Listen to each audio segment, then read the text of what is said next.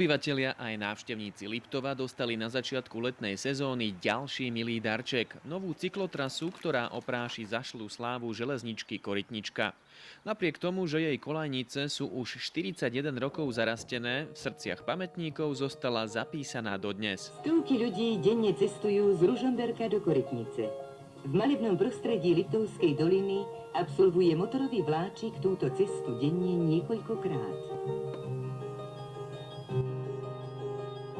Počas druhej svetovej vojny slúžila na prevoz vojakov a materiálu do predných línií a neskôr sa z nej stala obľúbená turistická atrakcia. Aj to bol jeden z dôvodov, prečo sa jej rozhodli vdýchnuť nový život, pravda v inej podobe.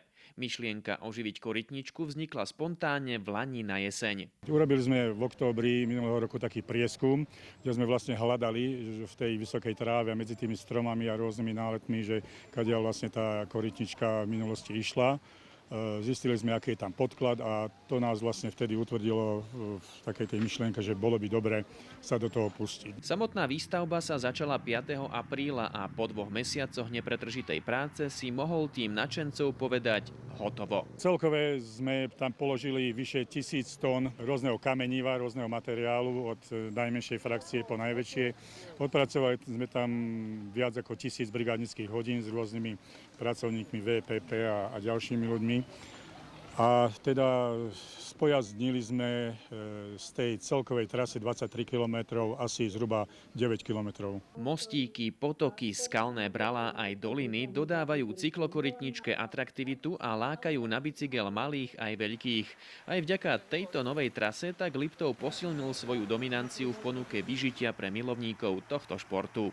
Toto je vyžitie pre takých možno, že pre rodiny s deťmi, akože cyklisti, ktorí hľadajú horskú turistiku, tu majú tras nekonečne veľa. Spolu s cyklokorytničkou má Liptov už 800 km trás, takže veríme, že to prinesie ďalších cyklistov, dovolenkárov, ktorí budú využívať tieto naše trasy.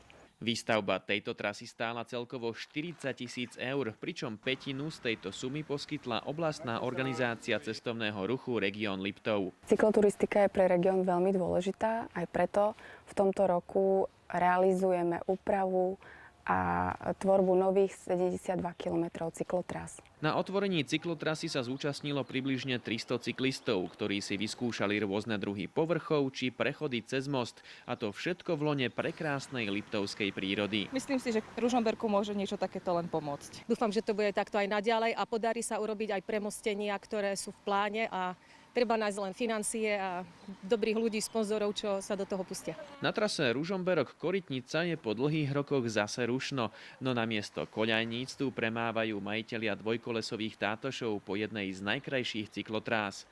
Podarilo sa tak oživiť kus histórie a oprášiť zašlú slávu populárnej úzkokoľajky.